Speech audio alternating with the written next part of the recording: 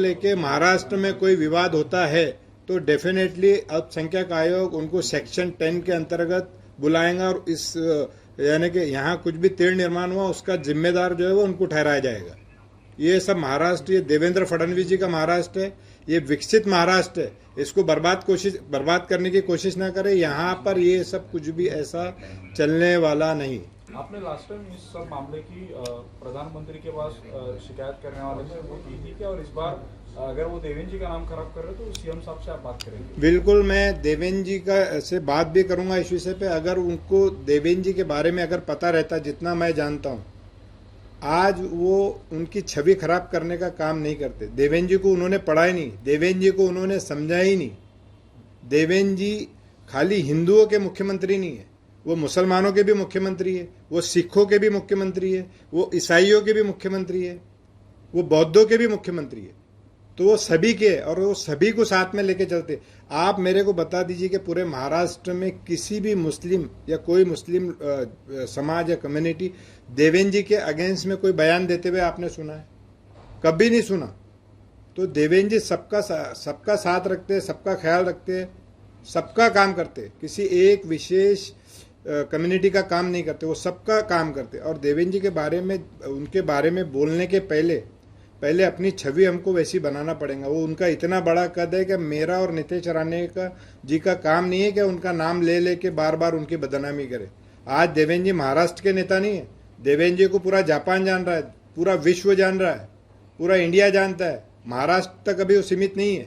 तो देवेंद्र जी के बारे में बात करने से पहले 100 बार हमको सोचना चाहिए कि उनकी छवि खराब ना करे। उठे सूठे बोल देते कि अब यहाँ पे वो बंगले पे ये बैठे, ऐसा है वैसा है। तो देवेंद्र जी का नाम लेके कोट ना करें। उनकी व्यक्तिगत राय हो सकती है, आप अपना व्यक्तिगत बोलिए। यहाँ का जो कायदा है, देवेंद्र जी ने अगर आप देखो एक बैठक लिए तो बैठक में उन्होंने सारे लोगों को बुलाया, मुस्लिमों को भी बुलाया कि यहाँ की सुरक्षा व्यवस्था कायदा कैसा बराबर है।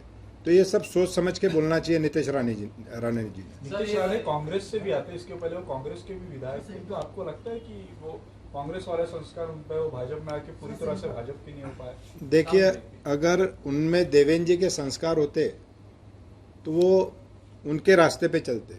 मुझे नहीं लगता, क्योंकि हम तो शुरू से देवेंद्र जी के साथ थे, हम शुरू से गडकरी जी के साथ थे।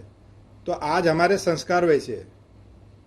तो देवेंद्र जी के साथ में रहने से संस्कार आएंगे। तो उनको पहले समझना पड़ेगा कि देवेंद्र जी क्या है करके। देवेंद्र जी के बारे में हमारा लेवल नहीं, उनका है ना मेरा है। देवेंद्र जी का कद बहुत बड़ा है। अहो, इनपुट काय शक्यता आहे, कारण का दोन समाजामध्ये तेढ निर्माण होऊ शकतात ना। आम्ही असल्यामुळे दंगली होण्याचं काही कारण राहत नाही, पण अशा दोन समाजामध्ये तेढ निर्माण होऊ शकतात ना। आता त्याच्यामुळे काही सोसायट्यांमध्ये लोक, हिंदू समाज एवढं त्रासलेले आहेत की त्यांचं म्हणणं आहे की बाबा आपण बकरे इथे कापूच नाही।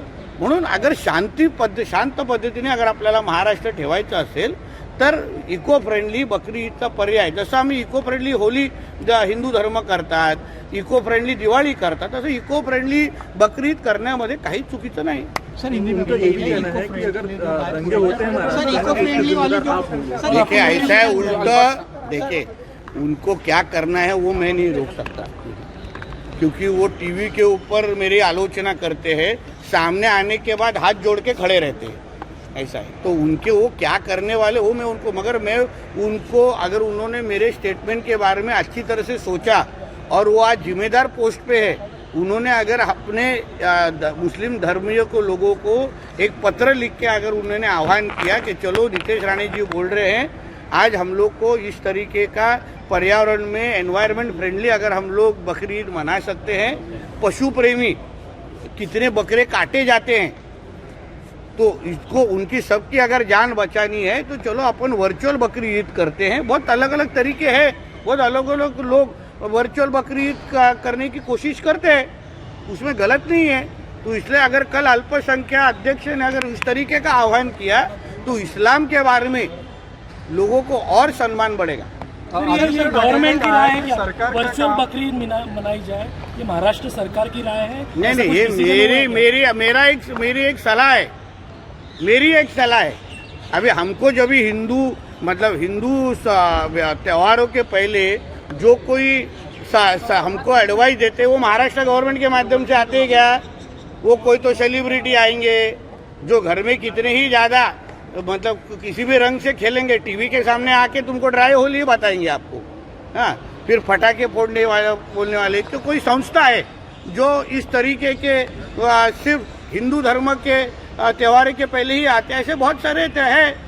उनको वो क्या कोई गवर्नमेंट एफिलेटेड थोड़ी है। आदित्य ठाकरे ने कहा है कि सरकार का काम ये नहीं है कि कौन सा धर्म किस तरह से त्योहार मनाए, सरकार का काम है कि जो 4 आतंकवादी पहलगाम से गायब हुए उन्होंने अपना सरनेम अभी ठाकरे बदल देना चाहिए और आदित्य खान, आदित्य शेख ऐसा कुछ रखेंगे ना तो उनसे मुंह से बातें फिर और अच्छी नहीं। तो अभी बाला साहब का पोता इस तरीके की अगर बातें कर रहा होगा ना तो ठाकरे सरनेम लगाने के लिए वो लायक नहीं है।